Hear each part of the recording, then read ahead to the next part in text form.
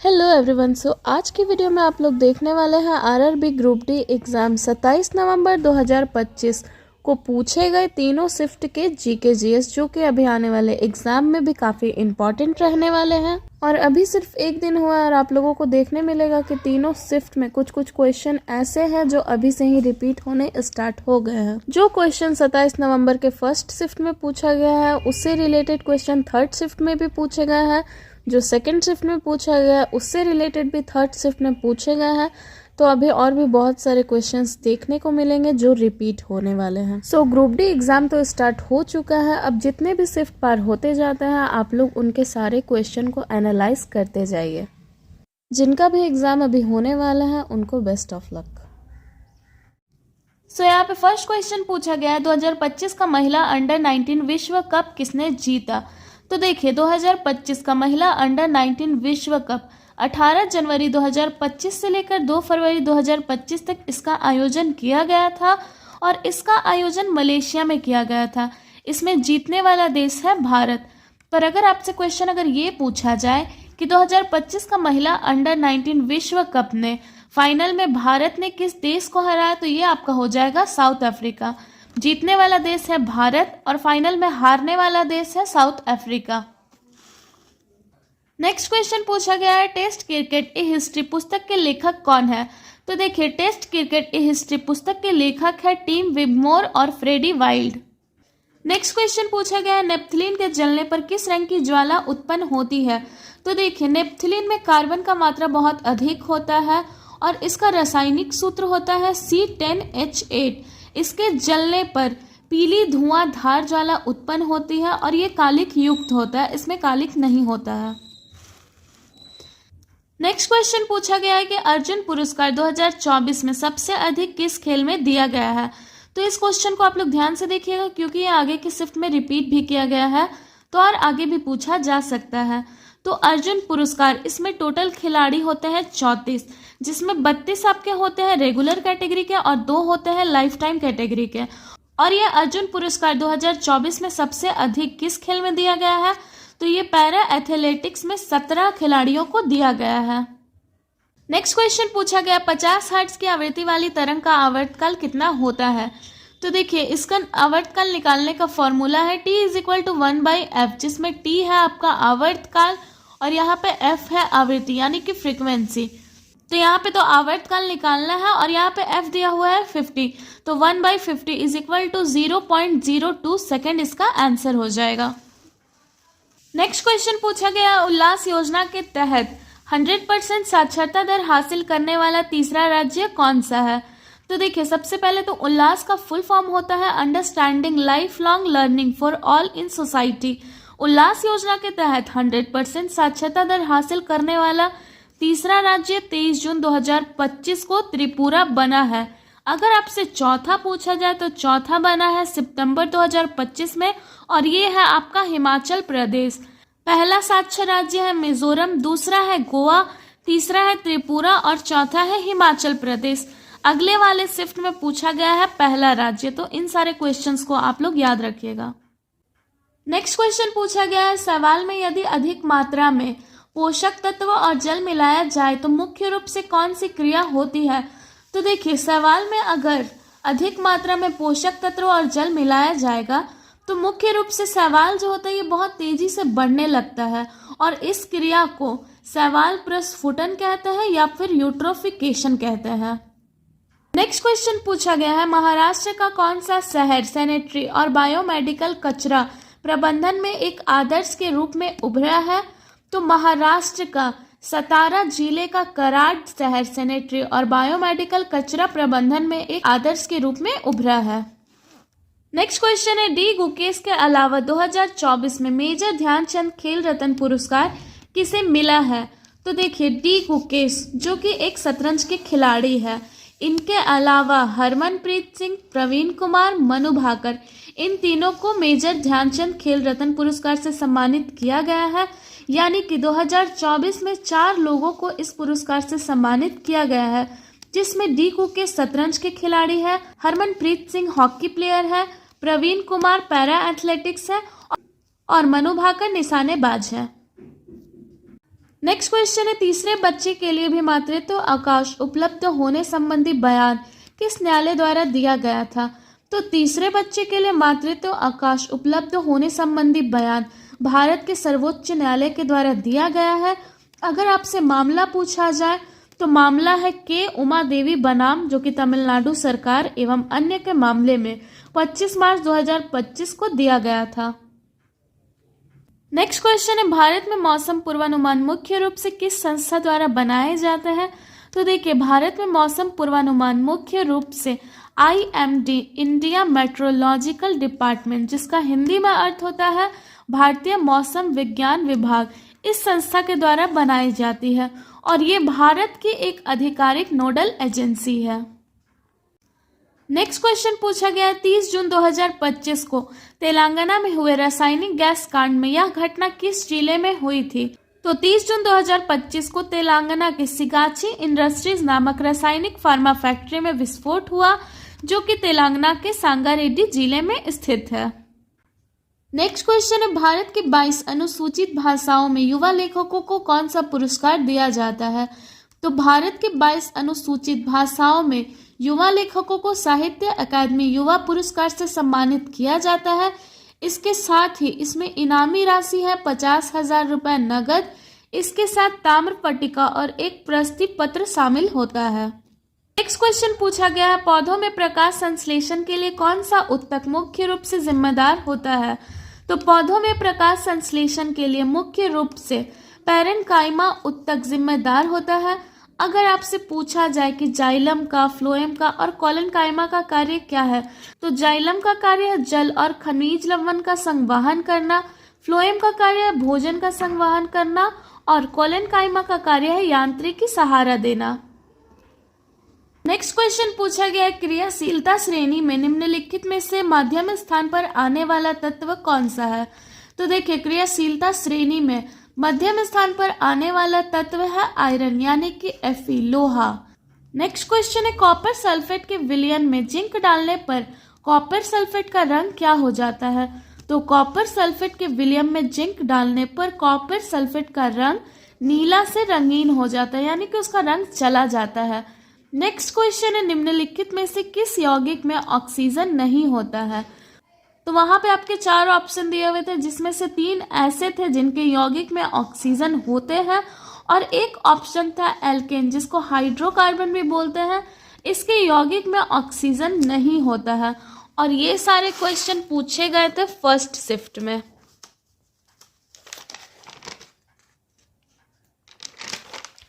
अब आते हैं सेकंड शिफ्ट में पूछे गए क्वेश्चंस पे। यहाँ पे सेकंड शिफ्ट में पूछा गया फर्स्ट क्वेश्चन है, इसरो के वर्तमान अध्यक्ष डॉक्टर वी नारायणन को 2025 में कौन सा अवार्ड मिला है? तो इसरो के वर्तमान अध्यक्ष डॉक्टर वी नारायणन को 2025 में JP बिरला मेमोरियल अवार्ड से सम्मानित किया गया है। नेक्स्ट क्वेश्चन पूछा गया है, ग्रेगर जॉन मेंडल मुख्य रूप से किससे संबंधित है? तो देखिए, ग्रेगर जॉन मेंडल मुख्य रूप से ये अनुवांशिकी से संबंधित है। इन्होंने मटर के पौधों पे कुछ प्रक्रिया किया था। इन्हें अनुवांशिकी का जनक कहा जाता है, यानी कि इन्हें फादर ऑफ जेनेटिक्स कहा जाता है। नेक्स्ट क्वेश्चन है, जामनगर गुजरात में वनतारा किस ग्रुप द्वारा संचालित है? तो जामनगर गुजरात में वनतारा अनंत अंबानी के द्वारा संचालित किया गया है। इसमें संकटग्रस्त वन्य जीवों को बचाना इसका उद्देश्य है। नेक्स्ट क्वेश्चन पूछा गया, भ्रष्टाचार सूचकांक में किस पड़ोसी देश की रैंकिंग भारत से अच्छी है? तो भ्रष्टाचार सूचकांक में भारत का पड़ोसी देश ये चीन है, जिसका रैंकिंग भारत से अच्छा है। नेक्स्ट क्वेश्चन है, अर्जुन अवार्ड 2024 में कितने लोगों को दिया गया है? तो देखिए, ये क्वेश्चन फर्स्ट शिफ्ट में भी पूछा गया था, लेकिन उसमें ये पूछा गया था कि अर्जुन अवार्ड 2024 में किस खेल में सबसे अधिक दिया गया है। पर अभी इसमें क्वेश्चन ये पूछा गया कि कितने लोगों को दिया गया। तो इसमें देखिए, इसमें टोटल होता है 34 खिलाड़ी, जिसमें 32 रेगुलर कैटेगरी के होते हैं और 2 लाइफ टाइम कैटेगरी के होते हैं। तो इसमें आपका रेगुलर कैटेगरी का पूछा गया था, इसलिए इसका आंसर हो जाएगा 32। नेक्स्ट क्वेश्चन पूछा गया, मटर का पौधा किस प्रक्रिया द्वारा सहारे के लिए अन्य पौधे के चारों ओर चढ़ता या फिर लिपटता है। तो जैसा कि आप लोग जानते हैं, मटर का कोई पेड़ और छोटा सा पौधा तो होता नहीं है, इसका लत्तर होता है जिसको लताएं कहते हैं। इनको जहाँ पे थोड़ा सा सहारा, दीवार या कुछ भी मिल जाए, ये उसी के सहारे चढ़ने लगता है। तो इस प्रक्रिया को स्पर्शानुवर्तन बोलते हैं, मतलब थोड़ा सा टच हुआ वो फिर वहीं से चिपक चिपक के चला जाएगा। तो देखिए, मटर का पौधा स्पर्शानुवर्तन प्रक्रिया द्वारा सहारे के लिए अन्य पौधों के चारों ओर चढ़ता या फिर लिपटता है। इसको इंग्लिश में थिग्मोट्रोपिज्म कहते हैं। अगर फोटोट्रोपिज्म पूछा जाए तो ये प्रकाश की और वृद्धि के लिए होता है। हाइड्रोट्रोपिज्म होता है जल की और वृद्धि के लिए, और जियोट्रोपिज्म होता है गुरुत्व। नेक्स्ट क्वेश्चन पूछा गया, हाल ही में एशियन गेम्स में भाला फेंक में नया रिकॉर्ड बनाकर स्वर्ण पदक जीतने वाली पहली भारतीय महिला कौन बनी है? तो देखिए, ये हुआ था 2023 में, जिसमें ये रिकॉर्ड बना था। ये एशियन गेम्स 2023 भाला फेंक में नया रिकॉर्ड बनाकर स्वर्ण पदक जीतने वाली भारत की पहली महिला है अन्नू रानी, और इन्होंने जो भाला फेंका था, इन्होंने 62.92 मीटर तक दूर फेंका था। क्वेश्चन है, 2025 में किस पैरालंपिक खिलाड़ी को अर्जुन पुरस्कार मिला था? तो 2025 में मुरलीकांत पेटकर, जो कि एक पैरालंपिक खिलाड़ी है, इन्हें अर्जुन पुरस्कार मिला था। नेक्स्ट क्वेश्चन पूछा गया है, कालाजार रोग किसके कारण होता है? तो देखिए, कालाजार रोग को लिस्मेनिया रोग भी कहते हैं। ये एक तरह की बालूही मक्खी के काटने से होता है और ये प्रोटोजोआ परजीवी के कारण होता है। तो इसका आंसर हो जाएगा प्रोटोजोआ परजीवी। नेक्स्ट क्वेश्चन पूछा गया है कि कोशिका भित्ति प्लाज्मा झिल्ली के किस तरफ स्थित होता है? तो देखिए, कोशिका भित्ति पौधों, बैक्टीरिया और फफूंद की कोशिकाओं में पाया जाता है और ये प्लाज्मा झिल्ली के बाहर स्थित होता है। नेक्स्ट क्वेश्चन पूछा गया है कि 2025 का कबड्डी विश्व कप किसने जीता? तो देखिए, 2025 का कबड्डी विश्व कप में पुरुष और महिला दोनों टीम में जीतने वाले हैं भारत देश। नेक्स्ट क्वेश्चन है, वर्ल्ड बैंक के द्वारा लैंड कॉन्फ्रेंस 2025 में हाल ही में किस देश को कंट्री चैंपियन के रूप में मान्यता दी गई है? तो वर्ल्ड बैंक के द्वारा लैंड कॉन्फ्रेंस 2025 में हाल ही में भारत देश को कंट्री चैंपियन के रूप में मान्यता दी गई है।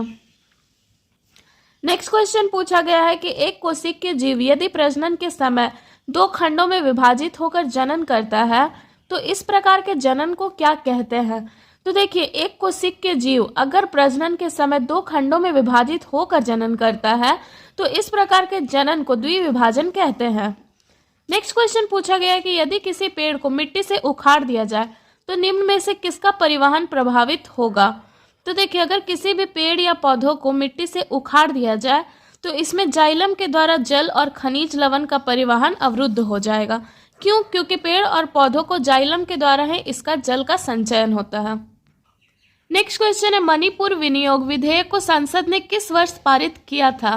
तो देखिए, मणिपुर विनियोग विधेयक को संसद ने 7 अगस्त 2025 को पारित किया गया था। और ये सारे क्वेश्चन थे सेकंड शिफ्ट में पूछे गए। सेकंड शिफ्ट में पूछे गए क्वेश्चंस ज़्यादा नहीं मिले, इसीलिए इतना ही। नेक्स्ट आते हैं थर्ड शिफ्ट में पूछे गए क्वेश्चंस पे। सो थर्ड शिफ्ट में पूछा गया फर्स्ट क्वेश्चन है, 2025 के आईपीएल में पर्पल कैप किसे मिला है? तो देखिए, पर्पल कैप उस गेंदबाज को दिया जाता है जो पूरे सीजन में सबसे ज़्यादा विकेट लिए हो। तो 2025 का आईपीएल में पर्पल कैप मिला है प्रसिद्ध कृष्णा को, जो कि गुजरात टाइटन से खेले थे। नेक्स्ट क्वेश्चन है, एटीपी का संश्लेषण किस कोशिकांग में होता है? तो एटीपी का फुल फॉर्म होता है एडेनोसिन ट्राइफॉस्फेट। ये कोशिका का ऊर्जा मुद्रा होता है और इसमें एटीपी का संश्लेषण सबसे अधिक माइटोकॉन्ड्रिया में होता है। नेक्स्ट क्वेश्चन है, किस पौधे की पत्तियों पर कलियां पाई जाती है? तो देखिए, ये है आपका ब्रायोफाइलम और इस पौधे की पत्तियों पर कलियां पाई जाती है जो एक अन्य पौधे को जन्म देती है। इसके बीज नहीं होते, इसे वनस्पतिक जनन का उदाहरण भी कहते हैं। नेक्स्ट क्वेश्चन है, 2025 में Laureus world sports team of the year पुरस्कार किस फुटबॉल क्लब को मिला है? तो देखिए, 2025 में Laureus world sports team of the year पुरस्कार रियल मैड्रिड फुटबॉल क्लब को मिला है। अगर आपसे क्वेश्चन ये पूछा जाए कि 2025 में Laureus world sports man of the year का पुरस्कार किसे मिला है, तो ये मिला है मुंडो डुप्लांटिस को। अगर आपसे क्वेश्चन ये पूछा जाए कि 2025 में Laureus world sports women of the year का पुरस्कार किसे मिला है, तो ये मिला है सिमोन बाइल्स को। नेक्स्ट क्वेश्चन पूछा गया है किसी वस्तु का वजन चंद्रमा पर पृथ्वी की तुलना में कम क्यों होता है। तो देखिए, किसी भी वस्तु का वजन चंद्रमा पर पृथ्वी की तुलना में कम इसलिए होता है क्योंकि चंद्रमा का गुरुत्वाकर्षण बल पृथ्वी से कम होता है। नेक्स्ट क्वेश्चन पूछा गया है कि न्यूटन के तीसरे गति का नियम का उदाहरण। तो देखिए, न्यूटन के तीसरे गति का नियम होता है प्रत्येक क्रिया के बराबर और विपरीत प्रतिक्रिया होती है। तो इसका उदाहरण है जब बंदूक से गोली चलाई जाती है। तो देखिए, जब बंदूक से गोली चलाई जाती है तो वो जो गोली आगे जाता है वो क्रिया कर रहा होता है, और बंदूक चलाने पे जो झटका लगता है वो विपरीत प्रतिक्रिया होती है। अगर न्यूटन का पहला नियम पूछा जाए तो पहला नियम को जड़त्व का नियम भी कहते हैं, और पहला नियम का कहना है कि एक वस्तु तब तक स्थिर रहेगा जब तक उस पर कोई बाह्य बल ना लगाया जाए। न्यूटन का दूसरा गति नियम संवेग का नियम इसे कहते हैं, और इसका फॉर्मूला होता है F = ma। इसे आप फादर = माँ करके याद रख सकते हैं। नेक्स्ट क्वेश्चन फिर से पूछा गया उल्लास का क्वेश्चन फर्स्ट शिफ्ट में भी पूछा गया था और ये थर्ड में भी पूछा गया है। तो उल्लास नव भारत साक्षरता कार्यक्रम के तहत भारत का पहला पूर्ण साक्षर राज्य कौन बना है। तो ये है आपका मिजोरम। दूसरा मैं बताई थी आप लोगों को गोवा है, तीसरा त्रिपुरा है और चौथा है आपका हिमाचल प्रदेश। तो इन सारे चीज़ों को आप लोग ध्यान में रखना। नेक्स्ट क्वेश्चन पूछा गया शक्ति के रूप में ऊर्जा का सूत्र क्या है। तो शक्ति के रूप में ऊर्जा का सूत्र है ऊर्जा = शक्ति गुना समय। अगर ऊर्जा का SI मात्रक पूछा जाए तो ऊर्जा का SI मात्रक होता है जूल। नेक्स्ट क्वेश्चन पूछा गया यदि विभवांतर 15 वोल्ट हो और आवेश 5 कूलम हो तो किया गया कार्य कितना होगा। तो इसको सॉल्व करने का फॉर्मूला है वर्क W = V × Q, जिसमें W आपका वर्क है, V वोल्ट है और Q है आपका कूलम, जिसमें V है आपका 15, Q है आपका 5, 15 × 5 = 75 जूल इसका आंसर हो जाएगा। नेक्स्ट क्वेश्चन पूछा गया था गुरुत्वाकर्षण स्थितिज ऊर्जा का सूत्र क्या है। तो गुरुत्वाकर्षण या स्थितिज ऊर्जा का सूत्र है पोटेंशियल एनर्जी = mgh। अगर आपसे पूछा जाता गतिज ऊर्जा का सूत्र तो ये हो जाता था 12 mv²। नेक्स्ट क्वेश्चन पूछा गया कि निम्नलिखित में से कौन सा नियम गैस से संबंधित नहीं है, जिसमें आपके 4 ऑप्शन दिए गए थे चार्ल्स का नियम, बॉयल का नियम, एवोगाड्रो का नियम और एक दिया गया था ओम का नियम। तो देखिए, इसमें से ये जो 3 है चार्ल्स का नियम, बॉयल का नियम, एवोगाड्रो का नियम, ये आपका गैसों से संबंधित है, और ये जो आपका ओम का नियम है ये गैस से संबंधित नहीं है। तो ये आपका करेक्ट आंसर होगा। नेक्स्ट क्वेश्चन पूछा गया कोशिका यानी कि सेल एक अत्यंत व्यवस्थित और जटिल संरचना है और इसमें सब कुछ अनियंत्रित रूप से अंदर क्यों नहीं आता है। तो देखिए, ये है कोशिका और ये चारों तरफ से कोशिका झिल्ली से घिरा होता है। इस झिल्ली को चयनात्मक पारगम्य बोलते हैं, यानी कि ये खुद से चयन करता है कि किस चीज़ को अंदर जाने देना है और किस चीज़ को बाहर आने देना है। तो ये इसमें कुछ आवश्यक पदार्थ होता है जिसे ये अंदर जाने की अनुमति देता है। इसमें होता है O2 oxygen, CO2 carbon dioxide और जल होता है H2O और कुछ पोषक तत्व होते हैं।